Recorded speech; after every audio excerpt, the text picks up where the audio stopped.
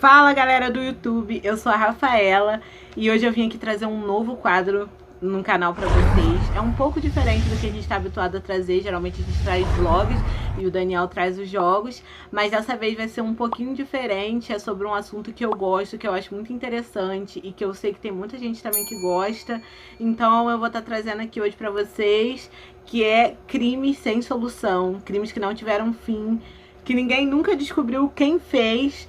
Então eu vou estar contando esses casos na segunda-feira e também alguns casos bizarros sem explicação. E na sexta-feira, toda sexta-feira, eu vou estar trazendo para vocês casos com serial killers e casos de terror, tá? Eu sei que tem muita gente que gosta desses assuntos assim, é meio bizarro, mas tem muita gente que gosta, eu também gosto muito desses assuntos. Então eu vou estar trazendo aqui pra vocês, porque é um assunto que eu gosto de falar e eu acho que vai dar bom, né? Hoje eu separei pra vocês um caso, gente, que é bizarro. Vocês vão ver ao decorrer que eu vou contar pra vocês. É o caso da Elizabeth Short, foi o caso mais famoso do EUA, como um caso sem solução. O caso ficou sendo investigado por muitos anos e não teve nenhuma solução. Apareceu vários suspeitos, mas nunca ninguém conseguiu achar o verdadeiro assassino. Então eu vou estar contando aqui pra vocês agora. Então, Elizabeth Short nasceu em 29 de julho de 1924. Ela era a terceira irmã de 5 filhas do casal Phoebe, que era sua mãe, e Cleo Short, que era o seu pai. Ela viveu uma infância bem tranquila. O pai dela tinha um estado de golfe, que ele prestava alguns serviços, até que em 1929, na queda da bolsa, ele perdeu tudo, então isso deixou ele um pouco desorientado. Em 1930, um ano após isso, o carro dele foi encontrado numa ponte e ele havia sumido, então a família veio a crer que ele tinha cometido suicídio devido a todas as coisas que tinham acontecido. Então, após isso, a Phoebe, né, que era a mãe da Elizabeth, mudou de onde eles moravam para Medford, um pequeno povoado em Medford, e lá ela conseguiu um emprego de contadora e elas ficaram lá por alguns anos, até que em 1942, quando a Elizabeth já estava cursando o ensino médio e ela se tornou uma jovem muito bonita, muito atraente, ela decidiu ir para Miami e consegue um serviço como garçonete, tá? E a Elizabeth, ela sempre gostou muito de farda, ela gostava muito dos homens de farda, os homens do exército. Então, ela gostava muito de frequentar a bar onde eles estavam e bebia com eles e tudo mais. E lá ela conheceu o major aviador Matt Gordon Jr., no qual ela começou a se corresponder com ele, começou a ter um relacionamento com ele. E foi isso. Depois de um ano que se passou, ela foi para Santa Bárbara. Ela mudou novamente. Ela foi para Santa Bárbara e conseguiu um emprego no posto militar de Camp Cook. Lá ela também ficou conhecida como Cut Coop, por ser uma menina muito carismática, muito bonita. Então os homens de lá colocaram o apelido dela de Cut Coop. Lá ela acabou descobrindo que seu pai não havia se suicidado e que ele estava morando lá em Valejo. E depois de algum tempo ela foi morar com o pai dela, eles fizeram uma reconciliação, ela foi morar com o pai dela, ficou um tempo morando com o pai dela. Só que após 6 meses, em setembro do mesmo ano, ela foi morar com o pai dela em janeiro, e em setembro do mesmo ano ela muda, porque eles não se deram muito bem, a convivência deles não foi muito satisfatória, então ela se muda. E nesse mesmo mês, ela acaba sendo presa por consumir bebida alcoólica, sendo de menor, ela ainda tinha 19 anos, e ela acaba sendo presa, mas ela faz um acordo lá com os policiais, e eles soltam ela, mas ela volta para casa da mãe em Medford, e ela fica lá em Medford, e ela continua nesse tempo se correspondendo com o Matt, enquanto ela tá lá na casa da mãe dela. E só que ele estava na guerra nesse período, e ela continuou se correspondendo com ele, morando na casa da mãe, até que ele veio a pedir ela em casamento. Ele fez uma proposta para ela de casamento, tá?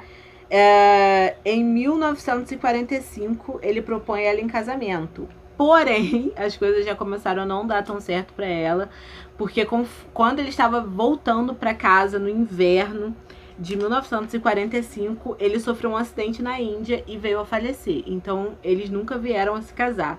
Apesar de que alguns sites disseram que ela mentia falando que eles haviam se casado e que eles haviam tido até um filho, que depois havia morrido em um acidente.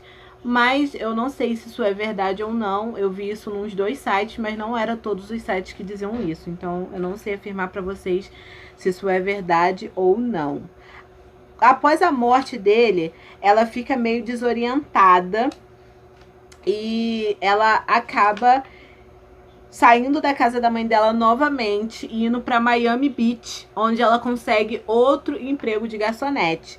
Alguns sites também dizem que nessa época ela procurou um outro namorado que ela tinha, mas esse namorado estava servindo ao exército também na época, então ela desistiu. E em 1946 ela retorna a Medford.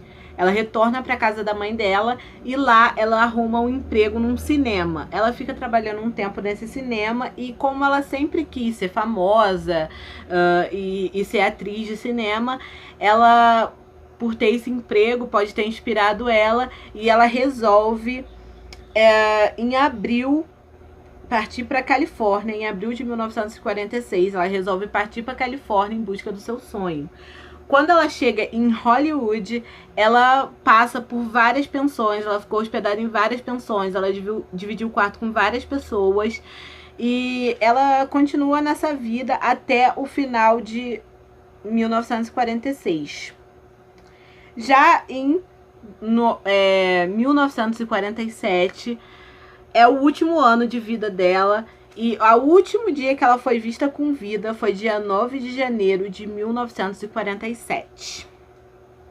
Agora a gente já parte para o dia da morte dela e como que o corpo dela foi descoberto. Na manhã de 15 de janeiro de 1947, ela é encontrada numa calçada totalmente mutilada por uma mulher que passeava com sua filha de 3 anos. Imediatamente, ao ver o corpo de Elizabeth, essa mulher, ela fica apavorada, cobre os olhos da sua filha e corre para um vizinho mais próximo que ela possa ligar para a polícia. Quando ela liga para a polícia, os 2 repórteres, Will Fowler e o fotógrafo Felix Pagel, eles estavam vendo a frequência da polícia em busca de um furo, né, pro jornal deles. Eles sempre ficavam vendo a frequência da polícia para ver se encontrava algum furo pro jornal. E exatamente nessa hora eles viram o caso da Elizabeth e eles são os primeiros a chegar na cena do crime. Quando eles chegam, eles não estavam esperando nada daquilo, eles estavam esperando um bêbado caído na rua, e quando eles se deparam com a Elizabeth, eles veem ali uma oportunidade de um grande furo pro jornal deles. Até então ninguém sabia a verdadeira identidade da Elisa, ninguém sabia que era a Elizabeth. Eles chegam, eles tiram várias fotos porque ainda não estava isolada, a polícia ainda nem tinha chegado até lá. Eles tiram várias fotos do corpo. O corpo foi encontrado cortado da cintura para baixo. Ela também tinha várias mutilações ao redor do corpo. O peito dela tinha um mamilo que eles tinham arrancado e o outro estava muito mutilado. O rosto dela estava muito mutilado. E até o assassino fez nela um sorriso de orelha a orelha, que hoje em dia lembraria o sorriso do Coringa. Então o corpo dela tava assim de uma forma absurda. Eu vou colocar alguns links aqui das fotos pra vocês, se vocês quiserem ver. Se vocês não forem muito frágil a esse tipo de imagem, vocês podem procurar pra ver. Mas realmente é uma coisa absurda do jeito que o corpo dela ficou. E depois de algum tempo chegaram os policiais fardados e alguns investigadores que ficariam com o caso para poder resolver. Esses foram Harry Hansen e Finis Brown. E eles ficaram 23 anos investigando esse caso. E um deles até fala que quando se aposentou, ele se aposentou frustrado por nunca ter conseguido descobrir quem foi o assassino de Elizabeth. E após ela ter sido encontrada, ela foi levada para o médico legista, né? O que foi o Frederick Wilbur. Ele deu a causa da morte no outro dia. E ele disse que a causa da morte foi hemorragia e trauma devido à contusão cerebral e lacerações na face. O procedimento que o assassino usou para cortar o corpo dela, como eu disse para vocês, o corpo dela estava cortado da cintura para baixo. Ele cortou entre a segunda e a terceira vértebra lombar. Então, quer dizer, foi uma coisa feita muito minuciosamente, uma coisa feita por uma pessoa profissional. E isso levou a polícia a acreditar que ela teria sido morta por um médico cirurgião, porque não teria outra forma de uma pessoa conhecer tão bem o corpo humano e como cortar tão bem. Alguns indícios foram encontrados na cena do crime, como vários sacos pretos com um pouco de sangue. Isso levou a crer que ela não tinha sido morta ali onde ela estava, ela tinha sido morta em outro lugar e levada e deixada ali exatamente para alguém encontrar. Então não teve esforço para esconder o corpo, as pessoas queriam realmente que o corpo dela fosse encontrado, né? O assassino teve esse cuidado e o corpo dela foi encontrado de forma estranha, digamos assim, porque ele não simplesmente jogou o corpo dela lá, ele colocou ela no chão delicadamente, ele posicionou o braço dela acima da cabeça, como se fosse uma pose artística, né, como ela gostava de ser artística. Então ele pôs o corpo assim, ele colocou as pernas um pouco afastada do resto do corpo para, de primeira impressão, a pessoa ver que ela realmente estava mutilada. Então ele teve esses cuidados de fazer isso, né? Foram encontradas também algumas marcas de botas com sangue, mas esses foram os únicos indícios que foram deixados na cena do crime, o que não foram suficientes para a polícia descobrir quem havia sido o assassino de verdade. Ao longo dos anos, o caso foi ganhando cada vez mais repercussão. A mídia usou muito o caso dela para fazer sucesso. Eles botaram isso nos jornais, muitos e muitos jornais que ficaram muito famosos. As reportagens sobre a Elizabeth Short foram uma das mais famosas dos jornais dos Estados Unidos naquela época. Então foi um sensacionalismo absurdo. A polícia quase não teve como chegar direito ao caso, porque a mídia sempre chegava antes e um monte de gente ia falar as pistas para a mídia, então tinha muitas pistas que a polícia nem chegou a descobrir. Aí vem alguns suspeitos do crime, que teve muitos suspeitos. Um deles foi o pai dela, o pai da Elisa, o Cleo Short, porque eles nunca tiveram um bom relacionamento, né, e tudo mais. E teve muitos outros suspeitos. Teve até um que foi dizer que ele era o próprio assassino, que foi o Joseph Dumas. Ele chegou para a polícia dizendo ser o assassino, mas a polícia, depois de alguma investigação, viu que não era ele, mas eles resolveram aceitar ele como assassino, porque eles pensaram, se a gente aceitar ele como assassino, prender ele, o assassino de verdade pode aparecer, porque como ele fez tudo tão bem planejado, eles acreditaram que ele não aceitaria que outra pessoa levasse a fama pelo que ele fez. E isso realmente aconteceu. Eles prenderam o Joseph e ele ficou preso um tempo, e logo após apareceu outro assassinato parecido com o da Elisa, e também foi uma atriz também que morreu de forma parecida, e o assassino escreveu no peito dessa moça, ele escreveu BD Fuck You, que no caso é Black Dahlia, porque eles chamavam ela de Dália Negra devido às roupas pretas que ela usava, e ela estava sempre com uma flor, que é a Dália Negra, nos cabelos dela. Então, depois que ela morreu, a mídia começou a chamar ela de Dália Negra, e o assassino colocou esse BD Fuck You, que no caso era Dália Negra, Vingador da Dália Negra, e todo mundo veio a crer que era ele o assassino. E o assassino dessa moça com a qual eu tô falando com vocês, depois de muita investigação, eles descobriram que foi o William Haydens.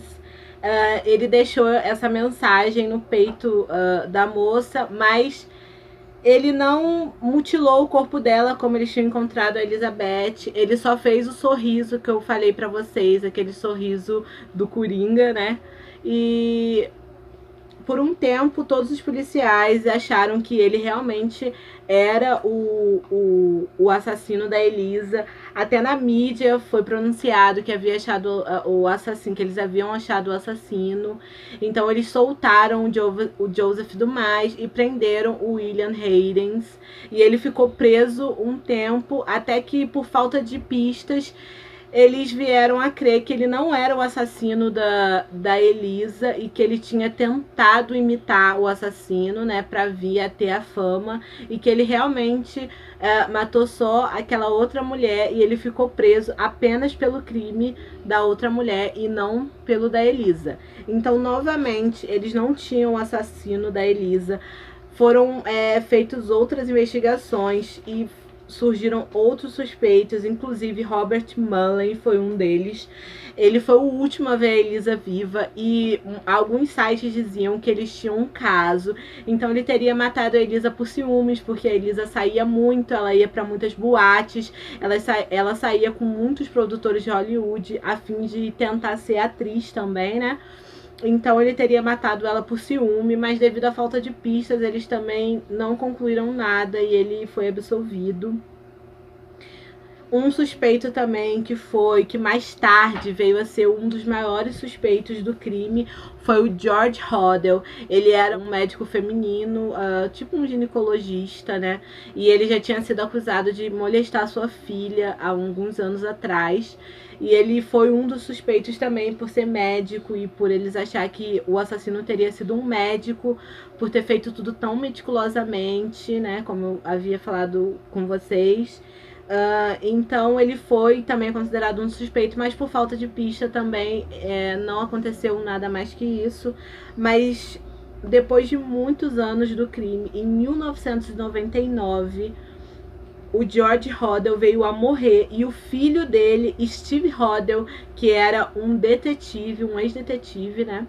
Ele começa a pesquisar as coisas do pai e ele vê numa agenda do pai, onde ele colocava fotos de pessoas queridas para ele. Ele acha 2 fotos da Elizabeth, um ano antes do crime. Então ele começa a investigar mais a vida do pai e ele descobre algumas coisas sobre o pai que ele nem acreditava que o pai dele poderia ser capaz de fazer aquilo. Então ele bota fixamente na cabeça dele que o pai foi o assassino da Elizabeth. Então ele escreveu um livro sobre isso, dando vários indícios de várias coisas que ele descobriu sobre o pai dele. Indícios até de que ele poderia ter cometido não só esse, mas outros crimes.